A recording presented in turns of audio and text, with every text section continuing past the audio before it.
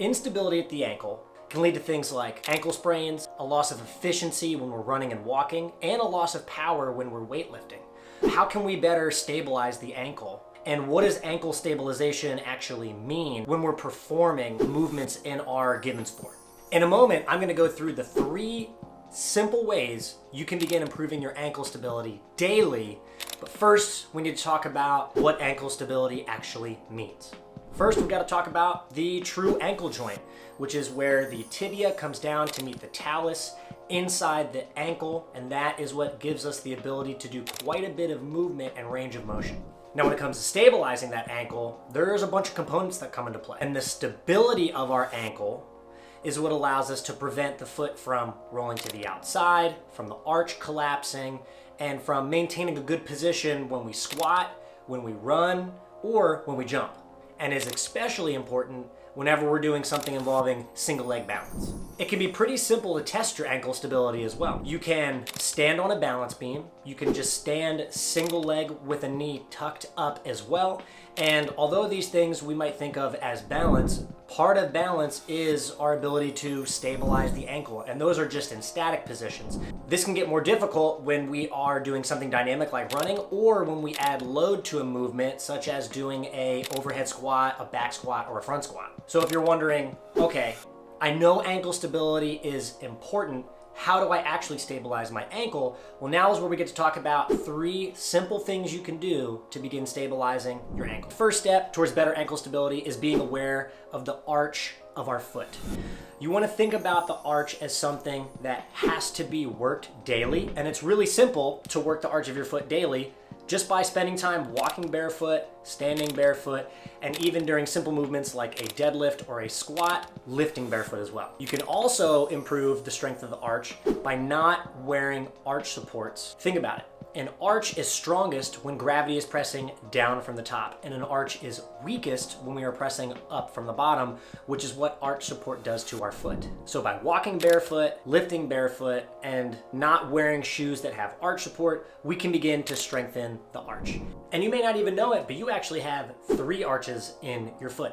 Most of us think of what is actually the medial arch of the foot, but you also have a transverse arch in the foot and a lateral arch in the foot, all of which are important and come together to almost create a pyramid shape at the foot, which will dramatically impact the stability of your ankle. Think about it. The more we work all 3 arches of the foot, and the greater awareness you gain of those arches in the foot, and the stronger they get, you will have a better ability to move from position to position. So as you can see, moving barefoot and strengthening the arch is going to be a key component towards better ankle stability, and that's why it's number 1. The second thing you can do to begin improving your ankle stability is looking at the shape of your foot.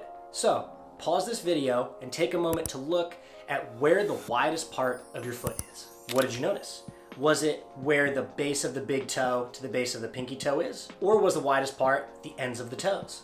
Now, when we wear shoes that are restrictive, the widest part of our foot ends up being where the base of the big toe is across to the pinky toe, where that transverse arch is. But in reality, the widest part of our foot should be the ends of the toes across. So the second thing is that we work on having a wide base, meaning the toes are splayed wide and the ends of the toes are the widest part of our foot. Think of your big toe as like a kickstand on a bike. If I have a kickstand there, my bike's not gonna fall over. And if my big toe is pulled in, or in this case, the kickstand is up, the bike's gonna fall over, or my arch is going to collapse and my ankle is going to have less stability. If you're not really sure how to begin splaying the foot, one of the quickest things you can do is simply rolling out the bottom of your foot with a lacrosse ball. Spending time rolling that transverse arch and seeing how that midfoot begins to open. And lastly, you can get some toe spacers. These will begin to help splay the toes, and when you wear them while you walk, or if you wear them in your barefoot shoes, you'll begin to splay the toe and strengthen the muscles within the foot, which again will impact our ankle stability.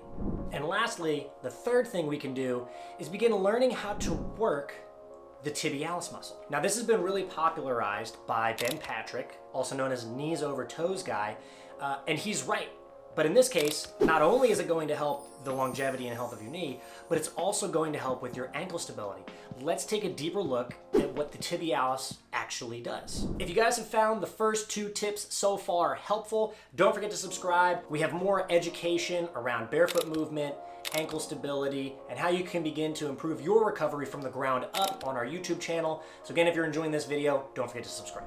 Because of where the tibialis is located, running down that front portion of the leg into the ankle, it helps with a couple different things.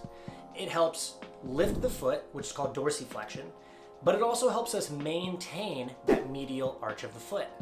You'll see that when you do tib raises, if you position your foot correctly, it will help maintain the arch of the foot, and it will also do a specific movement called inversion of the ankle. Not to mention that, but it also means that when we are running or when we are jumping, it helps us when we begin to slow down, landing from the jump and slowing down from the sprint. So if you begin working the tibialis anterior, you can dramatically impact the stability of your ankle. So again, our 3 ways you can begin improving ankle stability today. Number 1, we talked about strengthening the arches of the foot and beginning to move barefoot as we do so. And don't forget, there are 3 arches in the foot. Second, we talked about the toes being the widest part of the foot so we can have a wider surface area to stabilize from, and using that big toe and pinky toe as the kickstands that help us maintain better ankle stability. And then lastly, we talked about the tibialis anterior, one of the forgotten muscles of the lower leg that has been repopularized by Ben Patrick, aka Knees Over Toes Guy. We hope you enjoyed this video and how it can help you improve your ankle stability. If you have any questions, don't forget to comment below, and don't forget to like and subscribe.